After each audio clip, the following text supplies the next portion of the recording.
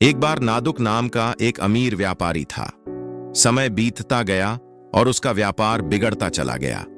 जल्द ही हालात इतने बिगड़ गए कि उसने न सिर्फ अपना सारा पैसा गंवा दिया, बल्कि कर्ज में भी डूब गया। उसने शहर छोड़कर किसी नई जगह जाकर अपना भाग्य तलाशने का फैसला किया।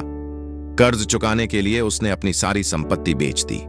उसके पास केवल एक भारी लोहे की तराजू बची थी। शहर छोड़ने से पहले नादुक अपने अच्छे दोस्त बोंडू से मिलने गया। उसने उससे अनुरोध किया कि जब तक वह वापस न आ जाए वह तराजू उसके पास ही रखे।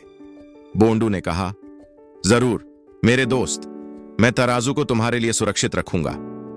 नादुक ने उसे धन्यवाद दिया और चला गया। वह कई सालों तक दूर दूर तक घूमता रहा और कड़ी मेहनत करता रहा। उसने मसालों का व्यापार शुरू किया और जल्द ही फिर से अमीर बन गया। वह अपने शहर लौट आया, एक नया घर खरीदा और एक बहुत बड़ी दुकान खोली। बोंडू ने यह भी सुना था कि नादुक शहर में वापस आ गया है और उसने इतने वर्षों में कमाए गए धन से एक नया व्यवसाय शुरू किया है।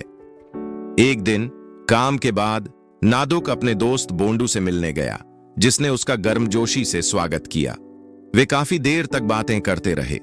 जाते समय नादुक ने बोंडू से अपनी तराजू लौटाने को कहा। बोंडू का उसे लौटाने का कोई इरादा नहीं था, क्योंकि वह जानता था कि बेचने पर उसे अच्छी कीमत मिलेगी। उसने उदास चेहरा बनाकर कहा, कुछ बुरा हुआ है। मैंने तराजू अपने स्टोर रूम में संभाल कर रखी थी, लेकिन चूहों ने उसे खा लिया। मुझे बहुत दुख है। नादुक समझ गया कि बोंडू के मन में क्या चल रहा था। कृपया दुखी मत होइए। चूहों ने लोहे की तराजू खा ली, इसमें आपकी कोई गलती नहीं है, नादुक ने कहा। बोंडू यह देखकर खुश हुआ कि नादुक झूठ पर यकीन कर चुका था। उसने सोचा, कोई कितना मूर्ख हो सकता है। इस बीच नादुक ने बोंडू से अपने बेटे को उसके साथ घर भेजने के लिए कहा, ताकि वह उसके लिए लाए गए उपहार उसे दे सके। बोंडू ने तुरंत अपने बेटे पिंडू को नादुक के साथ जाकर उपहार लाने को कहा। नादुक ने लड़के को घर ले जाकर अपने तहखाने में बंद कर दिया। जब शाम तक पिंडू वापस नहीं लौटा तो उसके पिता को चिंता हुई और वे अपने बेटे का पता पूछने आए। नादुक बोला, ओह, यह तो बहुत दुर्भाग्यपूर्ण था। जब हम मेरे घर आ रहे थे तो एक बाज झपट्टा मारकर लड़के को उठा ले गया। मैं कुछ देर तक बाज का पीछा करता रहा, लेकिन उसके साथ नहीं चल पाया। मुझे माफ करना मेरे दोस्त। यह सुनकर बोंडू आगा बबूला हो गया। उसने नादुक पर झूठ बोलने का आरोप लगाया। उसने जोर देकर कहा कि एक बाज 15 साल के लड़के को नहीं उठा ले जा सकता। झगड़ा शुरू हो गया और वे दोनों अदालत चले गए।